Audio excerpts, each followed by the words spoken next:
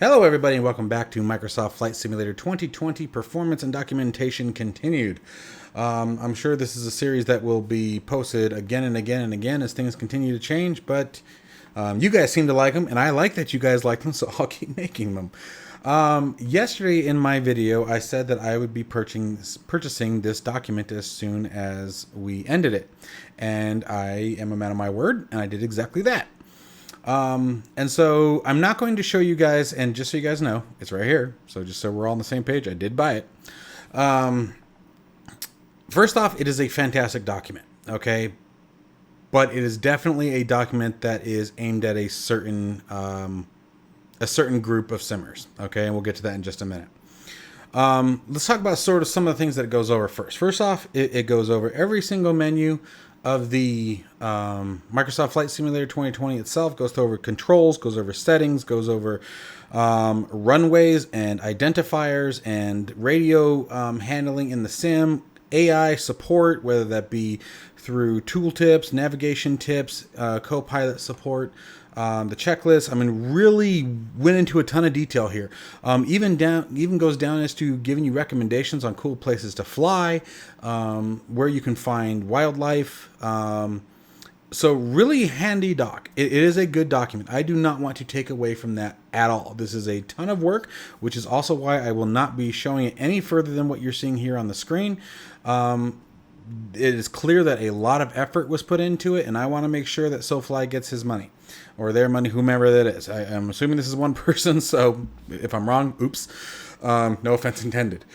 But I do think it's aimed at a specific a group of people, and that specific group of people, I would say, is people who are either brand new to flight simming in general, brand new to aviation in general, and people who, how do I put this? Maybe aren't so comfortable learning these things on their own, meaning like things like navigating the menus, navigating the settings and things like that. So if you're someone like that, I absolutely recommend this document for you, as it goes through every little detail. Now, the big, obviously, one that we were all interested in was performance. SoFly was kind enough to make this portion free, and hats off to him for doing it, because their information here was spot on, as we all know. So if you're looking for any further performance tips, don't get it. If that's all you're going for is I want to see what other performance tips are hidden inside, I wouldn't go for it. Okay, it's basically everything that we saw here that exists in the documentation. So I don't have a problem sharing that, because it's right here and free of charge. But it does have a lot of really good insight, as it states here. Goes into standard airports versus third-party airports. Again, really cool locations to fly to where you can find wildlife. Really good stuff. But absolutely something that I would recommend to someone who is brand new to flight simming or aviation. The one thing that I will say that was really handy, that I do like, that's very much so, that's not to say I don't like any of it, that was so bad verbiage, but something that I really do appreciate, I should say, that was in it, is there's a very detailed guide to the G1000 avionics suite. Literally breaks down every little piece of the controls, goes right across the line. So, and we know the G1000, it's in the 182, it's in the 172, it's in the TBM 930, and I'm sure half a dozen others, if not more. Okay, so, if you're uncomfortable with the G1000, even I'm uncomfortable with the G1000. I prefer aircraft that don't have it, honestly. So I'll be going through that documentation. Again, I won't be sharing that part. I may do a completely separate tutorial on the G1000, but I won't be displaying his guide or using SoFly's guide as part of the tutorial process, because, again, that would be unfair to him. He put in the effort to make the doc. He needs to get that, the money that, he's requesting for it. And I will say it's worth it. So like I said, it comes out to a little over $10, US. So it's not bad. Absolutely not bad. If it's just something that you guys want to have on hand, I would still recommend getting it. It's not that I'm telling you not to buy it. I'm just saying, I'm just trying to set the expectation. To someone who has already been in MSFS 2020 for a while, for someone who already understands how to get through the menus, how to set up your flights, how to use the avionics, you're not going to get as much out of it. But for someone who's brand new to it and wants something that's going to give you a step-by-step how to do this, he even lists all of the key bindings that are in there, which is really handy. Now, with that being said, though, I wouldn't be doing you guys justice if I didn't show you other options as far as that goes. Is it in here? Yeah, there's also this right here. Okay, and I actually have this. At least I did have it. I don't know if I still have it. Well, what the hell? I'll download it now. So you have this. So it literally brings down the same thing. Basically, the same information is in the doc. So I won't, I don't have a problem sharing that with you guys because it's in there as well. But what is cool, again, is having it all in a one-stop shop. So, the document is a very well-written document. I do like it. I am still recommending that, again, if you just like to have something on hand, it's not that you as an experienced pilot will not, or experienced simmer, I should say, won't get anything from it. That's absolutely not true. You would definitely get something from it. But if you are someone who is a beginner simmer, someone who is a beginner to MSFS 2020, someone who's a beginner to aviation or avionics, you're going to get a lot from it. Okay?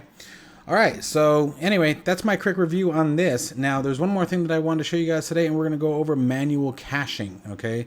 So from here, we'll jump into the simulator, and I'll be right back with you guys. All right, guys, so here we are back in the simulator. We're at the main menu here, and again, we're going to be talking about manual caching, how to do it, and why. Manual caching has come up a couple times in the comments in the previous performance videos, and so I figured today I would do a demonstration, explain a little bit more about what it is. So first off, let's go into our options for a second. We're going to go to General. We're going to go and find our Data tab. All right, so as we saw in the previous video, right now, from the start of the month till current, I have used 18.7 gigs of data of my internet connection. Now I have it set to unlimited, so I don't really care about that, but that's not the only catch there. But there are some internet providers that, like even actually Cox, my provider, does limit me at 300 gigs per month. Anytime I go over 300 gigs per month, I get charged. I think it's like whatever, X amount for 15 more gigs, whatever. But, I use it like crazy. Everything in my house is streaming something, so it doesn't really sweat me much. But if you're someone who, A, doesn't want to be burning through that cap, doesn't want to risk paying that kind of money, and you're flying to typical locations, right? You're usually going to the same places over and over again, right? This may be helpful for you. If you're someone who has a low internet speed and just struggling and constantly getting the lags and the stutters and waiting for your area to render, this will be helpful for you. If you're someone who needs to only jump online for a little bit and then wants to remain offline from there on forth, this will be something that's beneficial for you. Okay, so let's go ahead and take a look at what our options are. So first off, what we're going to be doing is we're going to be setting a manual cache. So we're going to come down here and go to View. All right, and then we're going to set our maximum cache size. Now you want to be real careful about what how you set this, because this could get large very quickly. But let's go ahead and start with, I'm going to give it 100 gigs. This is just one of many multiple terabyte drives. I'm going to change the directory. I don't want that directory. Absolutely not. So I'm going to click up in the directory field. I'm going to find my applications folder, and let's go ahead and do this. Make a new folder, and we're going to call it MSF 2020. Hello, if I can type. Cache. Gosh, I cannot type today, can I? And go in here. Okay, and we're going to hit select folder. So we got that covered. Oh, now I got to reapply the $100. All right, the 100 gigs. Let's go. Oh, you little son of a gun. There we go. All right, create cache. All right, so this part can take a minute while it actually allocates that space. You will lose that space as considered available. And this part can take a few minutes, so I'll come back to you once this spot is complete. Now, I do want to stress real quick, it can take a few minutes. Okay, be back. All right, so we are back now, and that took about 2.5 minutes, and not too bad. I will tell you that I've done this once before, and it actually took a lot longer to allocate the drive space on the old SSDs. The NVMe.2 definitely shined right there. So now let's start talking about how to make our cache. So we're going to do cache new region. I'm going to call it Tucson. And it'll actually create a folder in that directory you picked called Tucson, Arizona. We probably don't want commas. Let's do underscore. There we go. Okay. Now you can see based on how far we zoom in, the low versus medium and high changes. So there's low, medium, and high. High is, oh, let's go further. High. High is going to be your incredibly high resolution area. So they're going to look the best, but cost the most space. Okay, so it all depends on how you want to do this. So I'm going to come out to the low section first. I'm going to hold right click, so you can pan with the left mouse. Using left mouse key will allow you to pan around the map. Right click, as you hold it, will start actually drawing a space. Holding control and right click, okay, will actually remove the selected area. So holding control, holding right click, letting go of both, gone. Okay. And then shift and Y is sort of a paint mode where, or shift and Y. Shift and right click is a paint mode where I'm holding shift. Now I'm going to use my right click and I can get very custom with it, right? And so this is going to be nicer for your finer areas, you know, where you don't want just dirt areas and things like that, okay? All right, so let's go ahead and do now control right click again. Let's just grab it all. Boom, gone. All right, so for our low area, I'm just going to grab everything that's right around Tucson. I want to be able to fly around and get some nice scenery. You know, if I want to go outside the city limits, maybe fly around the mountain a little bit. Okay, so let's go ahead and just grab, I'm going to grab all of this. Okay. And actually, let's come all the way out here. There we go. Boom. Oops. Did I go too far? Let's try that again. There we go. All right, so here's our low region. So these are going to be a little bit higher resolution than what we're seeing in the sim, is my understanding, but not quite as fine as it could be. So now let's come down a bit and let's grab all of Tucson. All right, so now we're into the medium section. You can see as we zoomed in. So we're going to do it again, and I'm going to get a little bit closer, but still grab quite a bit because I want to be able to grab all the approach angles and make everything look real nice coming into the city. Okay, and then boom. Okay, now to get that high zoom, this is where it gets sort of hard to see, honestly. I wish they'd pick different color scheme.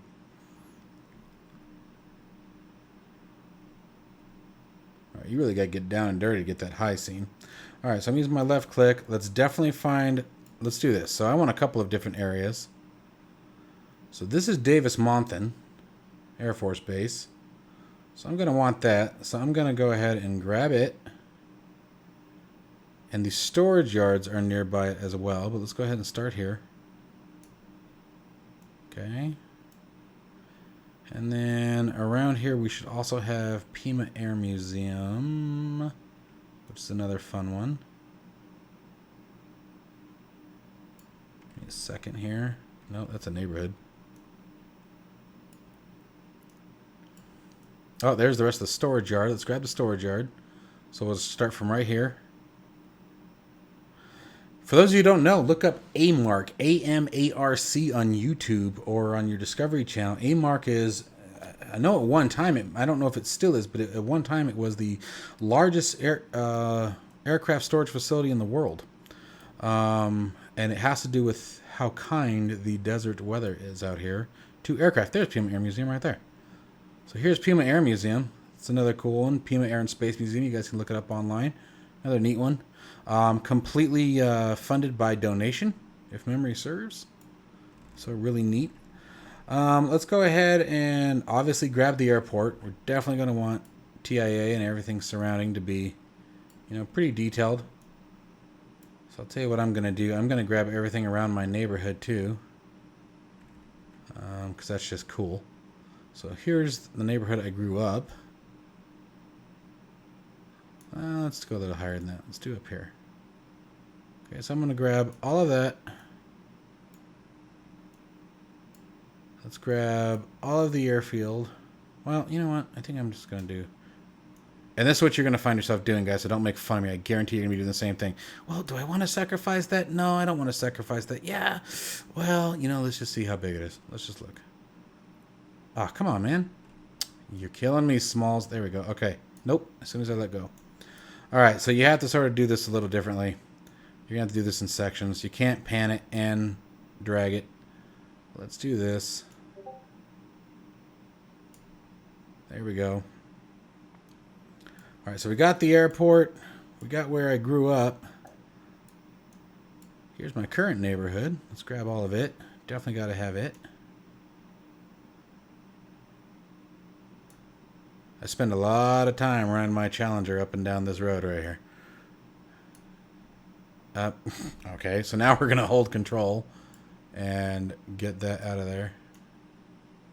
There we go. Let's pan up. Let's see here what else we got. I'm just looking for a couple of neat areas. And again, these are going to be areas that, you know, that are going to be the finer tuned. And who knows? I mean, these may not be as big as we think. You know, it may be enough to just grab the whole section of Tucson. So it all depends on what you're doing. Well, let's go ahead and let's see here. Let me see where I'm at. Give me a second. It really does get weird trying to look at this stuff from the top down. All right, hang on a second. Where's my neighborhood? That's the base.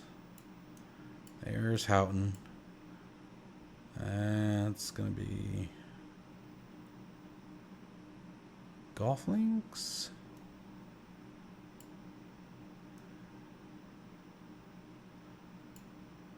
That'll take us up to the mountain.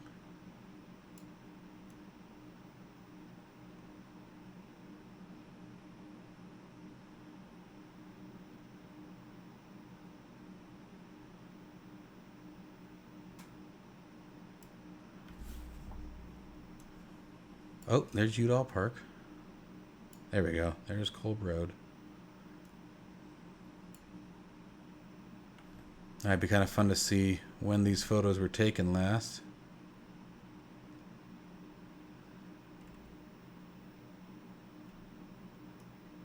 Alright, so I recognize that. Oh, there. That's the complex. Alright, so let's go ahead. I'm going to grab this area too. I used to live right in here. I don't know what it is about finding places you used to live, but it's amusing. Alright, anyway. So, you know, obviously you can come back and refine that more and more, you know, as you choose. I do want to come down here since I'm already here and grab a couple more areas. Oh no, I got my schools. Okay. Let's go ahead and let's see if we can find a mountain.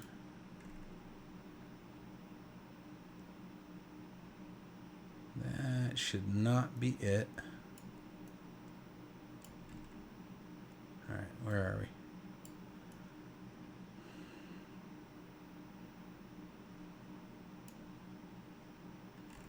Oh, maybe. That's the prison system.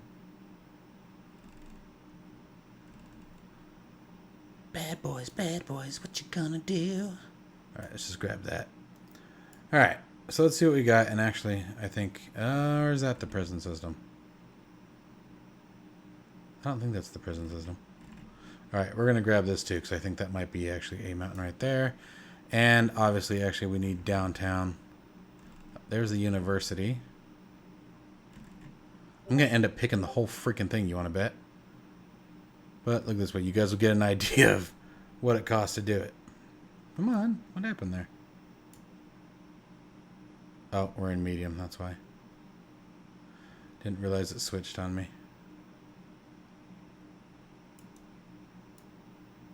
Alright, so let's do that again.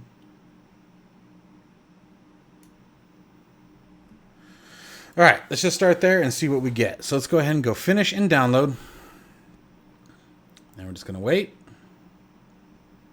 And let's see how long this actually takes.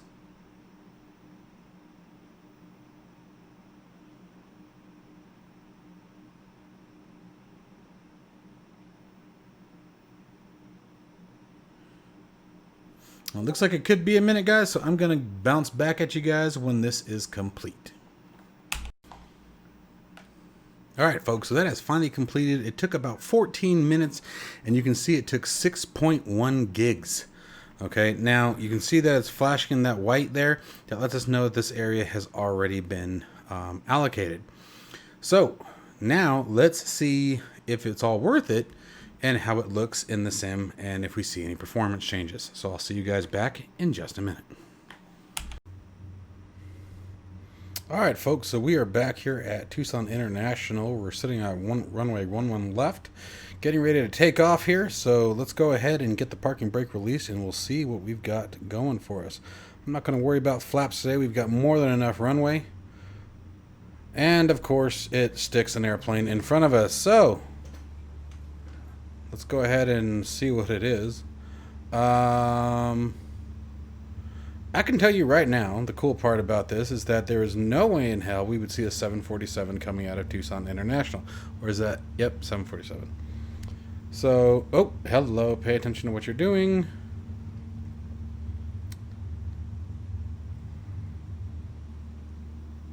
There we go, wheels up.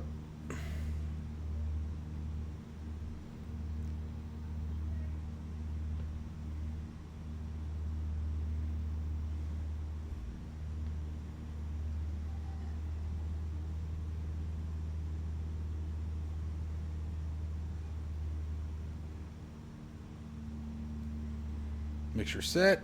All right, so let's go ahead and start seeing what's going on here.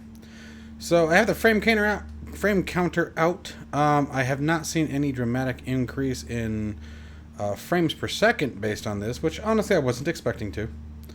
How it renders the image shouldn't be impacted necessarily by how we store it. But what I'm mostly going to be looking for is any of the stutters that we were getting beforehand. Actually, you know what? Let me go back here and bring the camera. There we go. That's better. That's more. Oh, see, like that stuttering right there is what I didn't want to see. Now, what I'm curious about is I would think that it should take this automatically, but it's totally not. We can see our frame rate's just tanking right now. There they go. Come back up. Let's try something here real quick.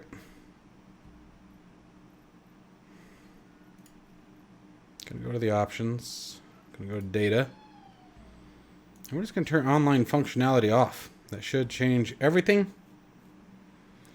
And let's go apply and save. Now this may make it mad for a minute because I imagine now is when it's going to load those tiles. My thought process would have been that I would think that it would take manual cache would get priority over the online functionality, downloading the photogrammetry. But I'm not sure. I'm not convinced that's the truth. So let's go ahead and see what happens. We'll see what our frame rate does too. This is the first time I've actually gone fully offline, so this could take a minute. Okay, so of course, as soon as I said that, it finished. Let's go ahead and just go into apply and save. That should be done. Let's go back. Let's go to resume and see what we got now. All right, so all online functionality is turned off. We are not getting any further updates from the internet. So everything that we're seeing out here on the terrain is what we created. And by the way, I'm not positive on what the true result of that is. I'll have to do some research on whether or not which service takes priority, whether it be the manual caching or the online streaming of content. So I have to do some research on that, see if I can't figure that part out. But we'll go ahead and keep it offline for right now. This is absolutely everything that we created. Again, you guys saw the internet connection has been terminated as far as any of the online services. And looks just as fantastic as I would expect. Now, we were pretty picky about certain areas, so let's go ahead and let's go check out, for example, the boneyard. Alright guys, quick interruption here. This was recorded after the end of the video. Something I did not notice at takeoff that I was really impressed with, the airfields look significantly better by doing this. This is the best I have seen Tucson look. The ground textures look phenomenal. The taxiways look great. The runway textures looked great. The buildings in the surrounding area, absolutely fantastic. I don't remember it looking like this before we did this, so that could be another benefit to this, is I think that by doing the manual caching, you are getting better better grammetry than God, I'm never going to say that right. Photogrammetry than what we're getting when we're streaming from the cloud. So again, your hometowns, the places that you're going to be flying out of the most, I would do it. Yeah, let me know what you guys think in the comments below. Anyway, back to your show. By the way, for some of you who are mentioning, things like, terrain being wrong, things not being updated, Microsoft uses Bing for its satellite geometry. Bing is not updated very frequently at all. It is extremely out of date. But my understanding is that every time Bing does update, the sim will automatically update as well. So just cross our fingers and wait, because I have heard people mentioning things that aren't quite right. And you can see some of the weird tiles. This is some of the other goofy stuff that you get from Bing. You can see the color change here to here. And that's just something we have to deal with, honestly. But when you get down low, and that's probably what it is, it's the higher resolution. So you can almost see everywhere that we made that resolution change. There's some places that aren't, some that aren't. But everything around the airport looks like that. I know we selected that. We selected everything around here. We selected everything down around the boneyard, which we're approaching. By the way, fun note, introductory flight, if you will. I actually canceled the introductory flight and going straight into the training. But I'll be going airborne for the first time this weekend. Looks like I'll be starting in a Piper Warrior is my preference. I want to try the Piper over the Cessna. I know it can get a little bit more bouncy because of that low geometry or low wing, but I think it'd be fun. Sort of branch out a little bit. I was kind of hoping that we'd get a Piper here. I don't think we have one in MSFS, but anyway, so that'll be kind of exciting. Really no complaints here. Frame rate about the same as I was getting when I was connected online. But you know what didn't look as good online is my children screaming in the background. By the way, if you guys hear that, gotta love it. Got a 2-year-old and a 3-year-old and a 5-year-old. Well, okay, she's 2. My wife gets mad when I say that. She's 2, but she'll be 3 in November. So come on now. Limited by GPU. And GPU usage is not 100%. So let me pause for a second. I'll show you guys something. You can see here it says limited by GPU. And what I'm looking at immediately after that, and this is that program I told you guys to get, NZXT Cam. Again, you do not have to have NZXT software to have this. I highly recommend it. But you can see my GPU load isn't accurate. So let's go ahead and check it even in here. That's a load of BS.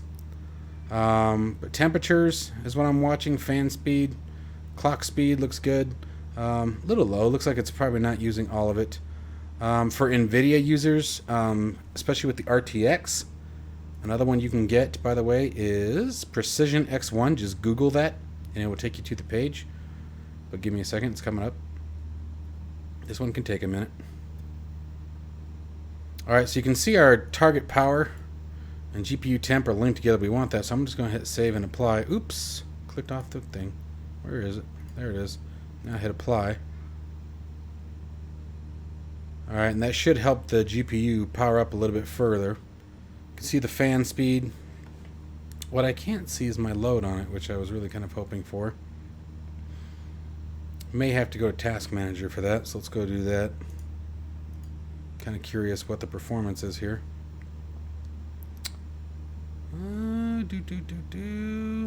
GPU, there she is. Alright, so GPU looking about 75%. I don't know why it's encoding. That's interesting. But it's using almost all of its RAM, so that's good. Alright, so anyway, that could be a sign of a GPU bottleneck, unfortunately. So, hail to the 3080 series coming out, or the 30 series, not 3080, but I can tell you which one I'm going to go for. Oh, I'm on the wrong screen. There we go. Let's go pause. Oh, it helps when I hit the right button. Come on, Mike.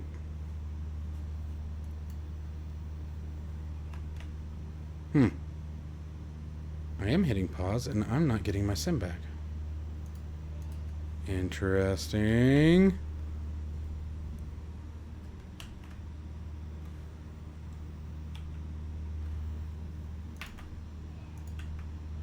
It's like it's not letting me back into the sim is what it's doing. Let me check precision. Let me close that.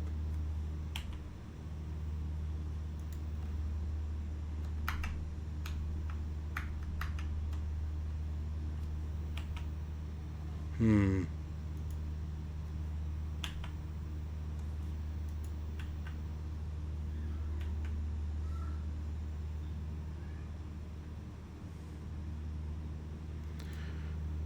you for real right now?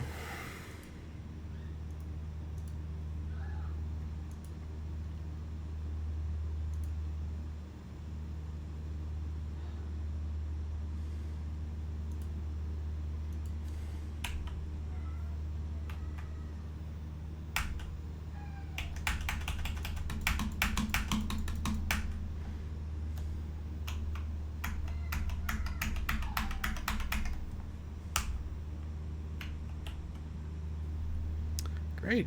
Microsoft, you're fucking idiots. Again, you guys strike a fucking again.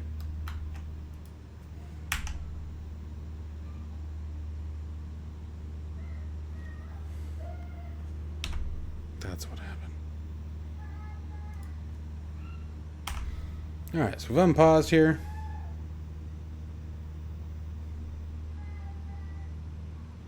Went ahead and turned the frame rate counter off. Said I wasn't really noticing any massive change in frames.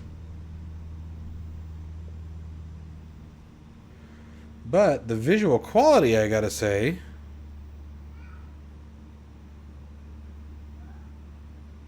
is very nice.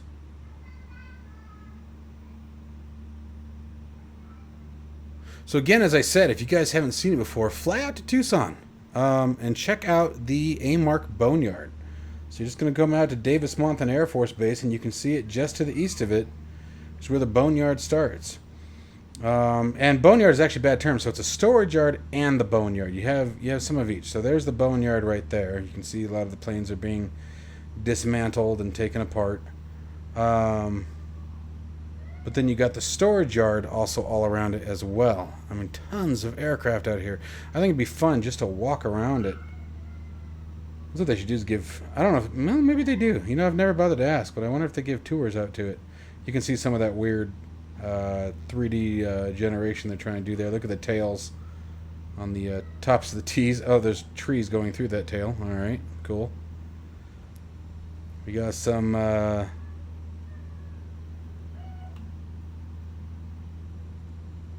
want to say C-130s, but I don't think that's right. Those don't look like C-130s. Got some right there.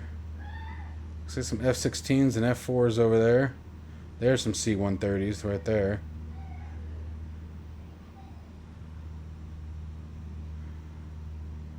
What do we got out here? And God knows how old these are. It's like an aircraft being mothballed there. A B-52 it looks like, maybe? Or a KC-130? 135?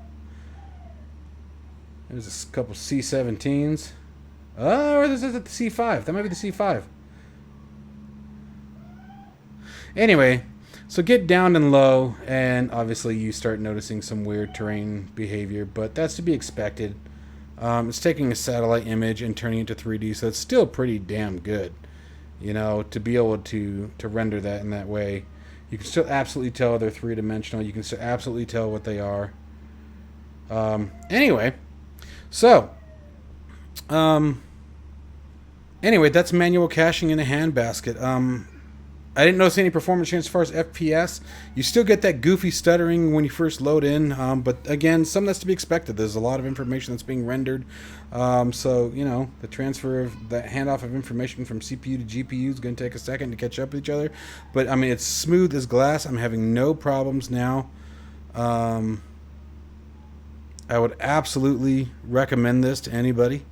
Again, for your primary areas, you know, if you're going to be flying around one particular location often, I would absolutely use it. It's like, again, I'm starting my training this weekend, so really excited about that. So obviously I'm going to be, you know, grabbing the Tucson area, grabbing the practice fields and the practice areas, you know, where Practicing my stalls. That's the one part I am not looking forward to. Did some stalls when I was younger, when my dad was getting his license. I was in the back seat, of course. And he's like, you just feel a little weird thing in your stomach. He lied. It was definitely more than just a little weird thing in my stomach, but I was like 9 or 10 doing stalls, so wasn't thrilled about it then, and I'm sure being up front and in the controls is going to be, a lot easier to deal with that kind of situation. But anyway, guys, sorry I get to rambling. That's what I do when I get excited about something. I hope you guys have enjoyed this. Hope you guys have found it useful. Sorry about the screaming children in the background. It's just the nature of being dad. Hopefully they're not too loud. If they are, I will obviously redo this portion, but I don't think they're going to be too bad. Anyway, you guys have a wonderful week for what's left of it. We're wrapping up. Tomorrow's my birthday, so I don't know if I'll be recording much, but we'll see what happens. Until then, guys, fly safe, stay healthy. I'll see you in the next one. Bye-bye.